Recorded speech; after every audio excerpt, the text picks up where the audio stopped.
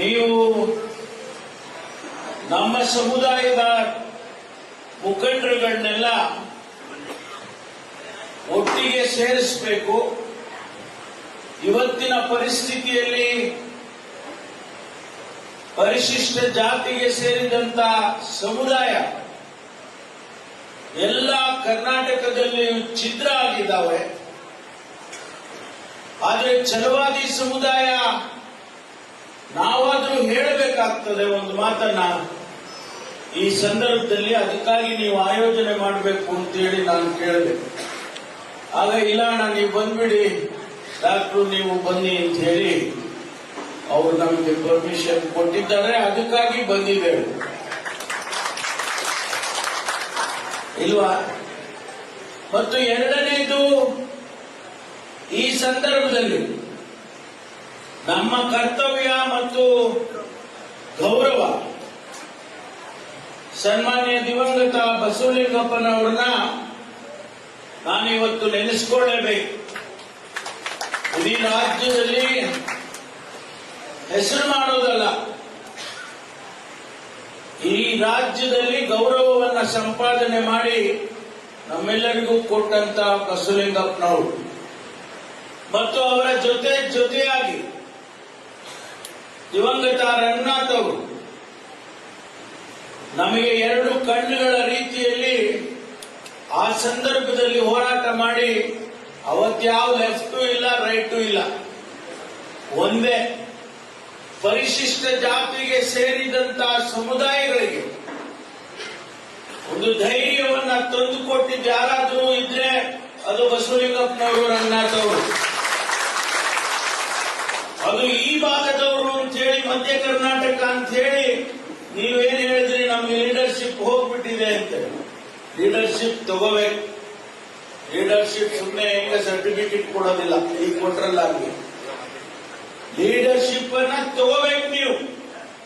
ಮಧ್ಯ ಕರ್ನಾಟಕದಲ್ಲಿ ಇರ್ತಕ್ಕಂಥ ಮುಖಂಡರುಗಳು, ನಮ್ಮ ಸಮುದಾಯಗಳಲ್ಲಿ ಇರ್ತಕ್ಕಂಥ ಮುಖಂಡರುಗಳು ಲೀಡರ್ಶಿಪ್ ಅನ್ನ ಕೈಗೆ ಎತ್ಕೋಬೇಕು. ನಾನು ಕಳೆದ ಬಾರಿ ಬಂದಾಗ ಹೇಳಿದೆ, ನೀವು ಯಾರಿಗೂ ಅಡಿಯಾಳುಗಳಲ್ಲ, ಯಾರಿಗೂ ಅಡಿಯಾಳುಗಳಲ್ಲ. ನೀವು ಬಾಬಾ ಸಾಹೇಬ್ ಅಂಬೇಡ್ಕರ್ ಅವರು ಶಕ್ತಿಯನ್ನು ಕೊಟ್ಟಿದ್ದಾರೆ, ನಿಮಗೆ ಧೈರ್ಯ ಕೊಟ್ಟಿದ್ದಾರೆ, ಸ್ವಾಭಿಮಾನ ಕೊಟ್ಟಿದ್ದಾರೆ. ಆ ಸ್ವಾಭಿಮಾನದ ಸಂಕೇತವಾಗಿ ನೀವು ಲೀಡರ್ಶಿಪ್ ಅನ್ನ ತಗೊಳ್ಬೇಕು ಅಂತ ಹೇಳಿ ನಾನು ಕಳೆದ ಬಾರಿ ಬಂದಾಗ ಹೇಳಿದ್ದೇನೆ. ನಮ್ದು ಸಹಾಯ ಇದ್ದೇ ಇರುತ್ತೆ. ನಾನಾಗ್ಲಿ, ಡಾಕ್ಟರ್ ಮಹದೇವಪ್ಪನವರಾಗ್ಲಿ, ನಮ್ಮ ಶಾಸಕರುಗಳಲ್ಲಾಗ್ಲಿ, ಯಾವುದೇ ಸಂದರ್ಭದಲ್ಲಿ ನೀವು ನಮ್ಮನ್ನ ಕರೆದಾಗ ಬರೋದಕ್ಕೆ ನಾವು ತಯಾರಾಗಿದ್ದೀವಿ ಅಂತಕ್ಕಂಥ ಮಾತನ್ನು ಹೇಳ್ತೇವೆ. ಹಾಗಾಗಿ ಇವತ್ತು ಡಾಕ್ಟರ್ ಮಹದೇವಪ್ಪನವರು ವಿವರವಾಗಿ ಹೇಳಿದ್ದಾರೆ. ಬಾಬಾ ಸಾಹೇಬ್ ಅಂಬೇಡ್ಕರ್ ಅವರ ನೀತಿ ನಿಯಮಗಳನ್ನ ಇಡೀ ಪ್ರಪಂಚ ಮೆಚ್ಚಿಕೊಂಡಿದೆ. ಸಮಾನತೆಯನ್ನ ಪ್ರತಿಪಾದಿಸಿದಂತ ಬಾಬಾ ಸಾಹೇಬ್ ಅಂಬೇಡ್ಕರ್ ಅವರನ್ನ ಪ್ರಪಂಚ ಗುರುತಿಸಿದೆ, ನಾವು ಗುರುತಿಸೋದಲ್ಲ. ಯಾರಿಗಾದ್ರೂ ಹೈಯೆಸ್ಟ್ ಪ್ರತಿಮೆಗಳು ಪ್ರಪಂಚದಲ್ಲಿ ಇಟ್ಟಿದ್ರೆ ಅದು ಬಾಬಾ ಸಾಹೇಬ್ ಅಂಬೇಡ್ಕರ್ ಅವರು. ಅದಕ್ಕಾಗಿ ಸುಮ್ಮನೆ ತಗೊಂಡೋಗಿ ಯಾರೋ ಒಬ್ಬರು ಪ್ರತಿಮೆ ಇಟ್ಬಿಡೋದಿಲ್ಲ. ಇವತ್ತು ಕೊಲಂಬಿಯಾ ವಿಶ್ವವಿದ್ಯಾನಿಲಯದಲ್ಲಿ ಅಂಬೇಡ್ಕರ್ ಚೇರ್ ಅನ್ನು ಸ್ಥಾಪನೆ ಮಾಡಿದ್ದಾರೆ. ವಿಶ್ವದ ಅನೇಕ ಜನ ಆರ್ಥಿಕ ತಜ್ಞರು ಅಲ್ಲಿ ಆ ಅಂಬೇಡ್ಕರ್ ಚೇರ್ನಲ್ಲಿ ಆ ಕೇಂದ್ರದಲ್ಲಿ ಅಭ್ಯಾಸ ಮಾಡ್ತಾರೆ. ಕಿಂಗ್ಸ್ ಕಾಲೇಜ್ನಲ್ಲಿ, ಲಂಡನ್ನಲ್ಲಿ ವ್ಯಾಸಂಗ ಮಾಡುವಂತಹ ಸಂದರ್ಭದಲ್ಲಿ ಇವತ್ತು ಕೂಡ ಬಾಬಾ ಸಾಹೇಬ್ ಅಂಬೇಡ್ಕರ್ ಅವರನ್ನ ನೆನೆಸಿಕೊಳ್ತಕ್ಕಂಥ ಜನಗಳಿದ್ದಾರೆ. ಬಾಬಾ ಸಾಹೇಬ್ ಅಂಬೇಡ್ಕರ್ ವಿಷಯವನ್ನ ಯಾರಾದರೂ ಬಹಳ ಸ್ವಾರಸ್ಯವಾಗಿ ಮಾತನಾಡೋರಿದ್ದಾರೆ ಅಂದ್ರೆ ಅದು ಡಾಕ್ಟರ್ ಮಹದೇವಪ್ಪನವರು. ಅವರು ಹೇಳಿದರು, ಈ ದೇಶದಲ್ಲಿ ವಿವಿಧ ಪದರಗಳನ್ನು ಸೃಷ್ಟಿ ಮಾಡಿ ಹೋಗಿದ್ದಾರೆ. ವರ್ಣಾಶ್ರಮ ಧರ್ಮವನ್ನು ಪ್ರತಿಪಾದನೆ ಮಾಡಿ ನಮ್ಮನ್ನ ಹೊಡೆದು ಆಳಿ ಇವತ್ತಿಗೂ ಕೂಡ ಅದು ನಡೀತಾ ಇದೆ ಅನ್ನೋದನ್ನ ಬಹಳ ಸ್ವಾರಸ್ಯವಾಗಿ ಹೇಳಿದರು. ಇದು ಬದಲಾಗಬೇಕು, ಭಾರತ ಬದಲಾಗಬೇಕು. ಅದಕ್ಕಾಗಿ ನಮ್ಮ ಹೋರಾಟಗಳು ನಡೀಬೇಕು. ಯಾರು ನಾವು ಶಾಸಕರಿದ್ದೇವೆ, ಮಂತ್ರಿಗಳಿದ್ದೇವೆ, ಅವರು ಅಷ್ಟೇ ಉದ್ಧಾರ ಆದರೆ ಸಾಲೋದಿಲ್ಲ. ಆ ಗುಡಿಸಿನಲ್ಲಿ ಇರ್ತಕ್ಕಂಥ ವ್ಯಕ್ತಿ ಅವರ ಜೀವನ ಉತ್ತಮ ಆದ್ರೆ ಮಾತ್ರ ಅದು ಬಾಬಾ ಸಾಹೇಬ್ ಅಂಬೇಡ್ಕರ್ ಅವರಿಗೆ ನಾವು ಕೊಟ್ಟಂತ ಗೌರವ ಆಗುತ್ತೆ. ಅದಕ್ಕಾಗಿ ಇವತ್ತು ನಾನು ಹೆಚ್ಚು ವಿವರವಾಗಿ ಬೇರೆ ಬೇರೆ ವಿಷಯಗಳನ್ನ ಮಾತನಾಡೋದಕ್ಕೆ ಹೋಗೋದಿಲ್ಲ. ಸಮಯನೂ ಆಗಿದೆ, ನಮ್ಮ ಬೇರೆ ಕಾರ್ಯಕ್ರಮಗಳು ಇದ್ದಾವೆ. ಆದ್ರೆ ಒಂದು ಮಾತನ್ನ ಹೇಳೋದಕ್ಕೆ ಬಯಸ್ತೇನೆ. ನಾನಾಗ್ಲಿ, ಡಾಕ್ಟರ್ ಮಾದೇವಪ್ಪನವರಾಗ್ಲಿ, ಪ್ರಿಯಾಂಕ್ ಖರ್ಗೆ ಅವರಾಗ್ಲಿ, ನಾವೇನು ಮಂತ್ರಿಗಳಾಗಿದ್ದೇವೆ, ನಮ್ಮ ಸಮುದಾಯದ ಸ್ವಾಭಿಮಾನಕ್ಕೆ ಯಾವ ತ್ಯಾಗಕ್ಕೂ ಸಿದ್ಧ ಇದ್ದೇವೆ ಎಂಬುದನ್ನ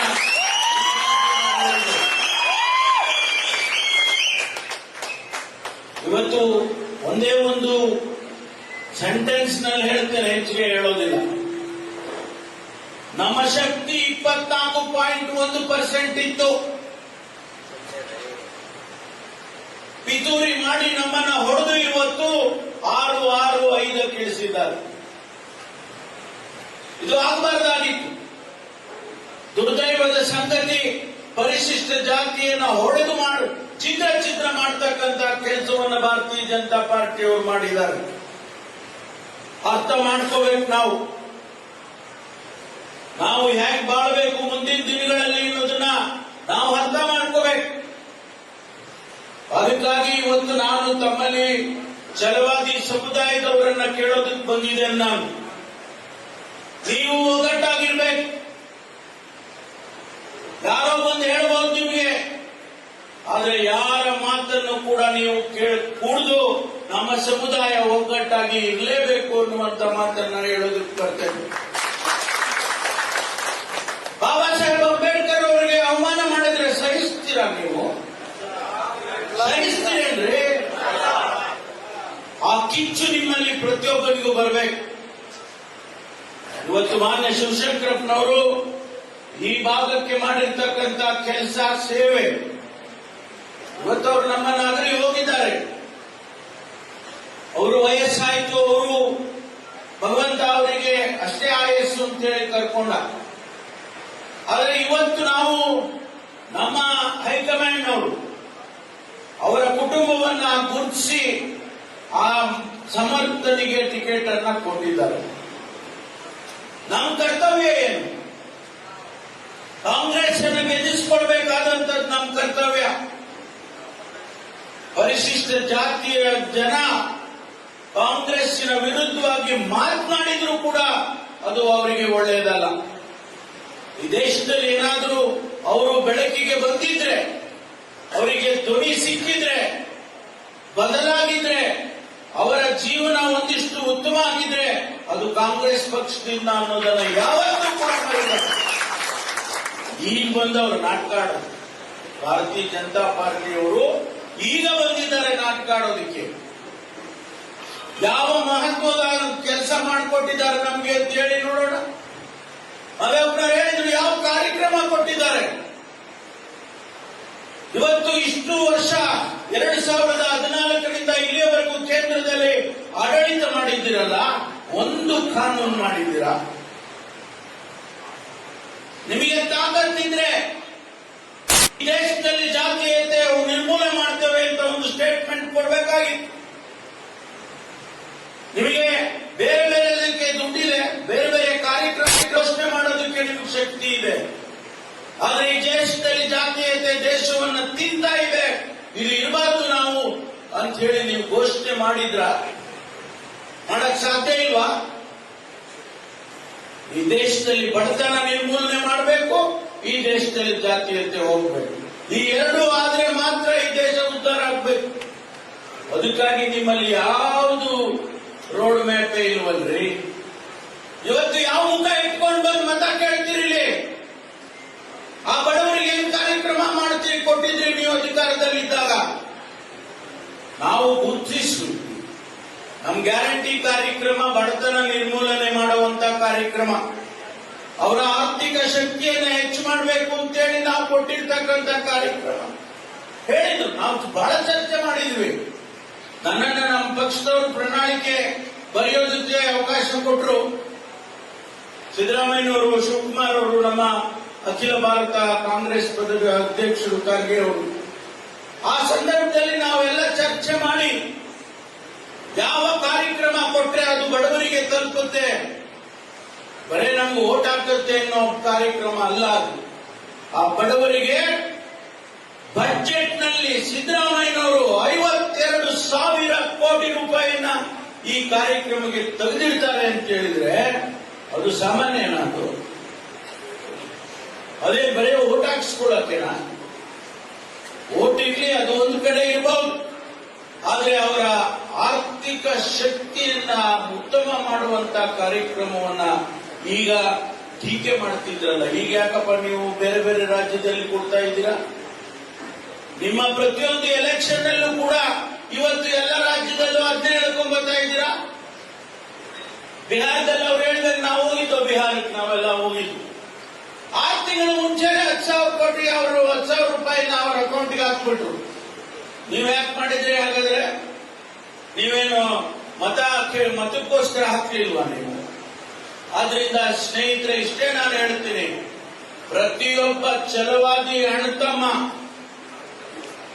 ನಿಮ್ಮ ಮನೆಗಳಿಗೆ ಹೋಗಿ, ಅವ್ರು ಹೇಳಿದ್ರು ನಮ್ಮ ಸಂಪತ್ತು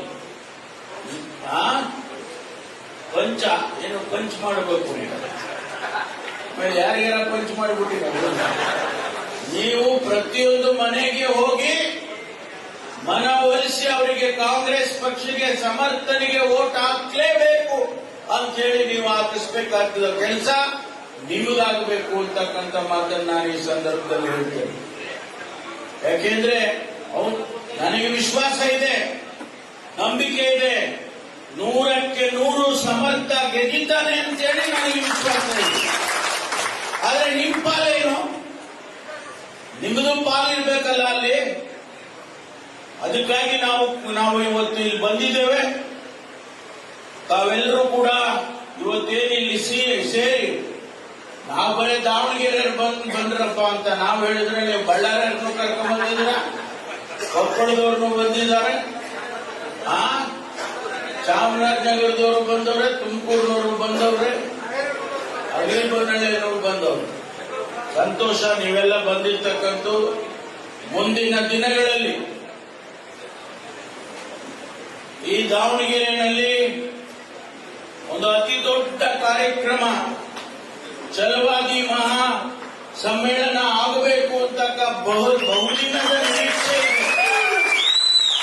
ಕನಿಷ್ಠ ಒಂದು 10 ಲಕ್ಷ ಜನ ಆದ್ರೂ ಕೂಡ ಸೇರ್ಬೇಕು. ಯಾಕೆ ಅಂತ ಹೇಳಿದ್ರೆ ಗೊತ್ತಾಗ್ಬೇಕ್ರಿ, ಇಷ್ಟು ಜನ ಇದಾರಪ್ಪ ಅಂತ ಗೊತ್ತಾಗಿಲ್ಲ. ಮೊನ್ನೆ ನೀವು ಬೆಂಗಳೂರಿನಲ್ಲಿ ಸೇರಿದ್ದಕ್ಕೆ ಸ್ವಲ್ಪ ಗೊತ್ತಾಯ್ತು, ಓಹೋ ಇವರು ಇಷ್ಟೊಂದು ಜನ ಇದಾರಪ್ಪ ಅಂತ. ಸ್ಯಾಂಪಲ್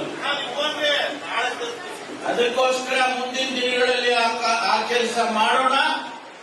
ಯಾಕೆಂದ್ರೆ ಇದರ ಅವಶ್ಯಕತೆ ಇದೆ, ರಾಜಕೀಯವಾಗಿ ಇದರ ಅವಶ್ಯಕತೆ ಇದೆ,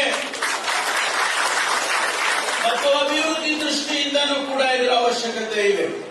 ಅದಕ್ಕಾಗಿ ಮುಂದಿನ ದಿನಗಳಲ್ಲಿ ಮಾಡೋಣ ಅಂತಕ್ಕಂಥ ಮಾತನ್ನ ಹೇಳಿ, ನನಗೆ ಸಂಪೂರ್ಣವಾದ ಭರವಸೆ ನಿಮ್ಮ ಮೇಲಿದೆ. ಎಲ್ಲ ನಮ್ಮ ಸಮುದಾಯದವರು, ಯಾಕೆಂದ್ರೆ ಸಮುದಾಯದವರೇ ಸೇರಿದ್ದಾರೆ ಅಂತೇಳಿ ಆ ಮಾತನ್ನು ಹೇಳ್ತೇನೆ. ನಾವು ಆಚೆ ಹೋದಾಗ ಎಲ್ಲ ಸಮುದಾಯನೂ ರಿಕ್ವೆಸ್ಟ್ ಮಾಡಿಕೊಳ್ತೇನೆ ಒಬ್ಬ ಪಕ್ಷದ ಮುಖಂಡನಾಗಿ. ಹಾಗಾಗಿ ಇವತ್ತು ತಾವುಗಳು ನಮಗೆಲ್ಲ ಗೌರವ ಬರಬೇಕು ಅನ್ನೋದಾದ್ರೆ ಒಂದು ಓಟ್ ಕೂಡ ಮಿಸ್ ಆಗಬಾರ್ದು, ಒಂದು ಓಟ್ ಮಿಸ್ ಆಗಬಾರ್ದು. ಅದನ್ನ ನೀವು ಸಮರ್ಥನೆಗೆ ಹಾಕುವುದರ ಮೂಲಕ ಅವನನ್ನು ಗೆಲ್ಲಿಸಿಕೊಡ್ಬೇಕು ಅಂತೇಳಿ ನಾನು ನಿಮ್ಮಲ್ಲಿ ಮನವಿ ಮಾಡಿಕೊಂಡು ತಮ್ಮೆಲ್ಲರಿಗೂ ಕೂಡ ನನ್ನ ಅಭಿನಂದನೆಗಳನ್ನ ಹೇಳಿ ನನ್ನ ಮಾತು ಮುಗಿಸ್ತೀನಿ. ಎಲ್ಲರಿಗೂ ನಮಸ್ಕಾರ.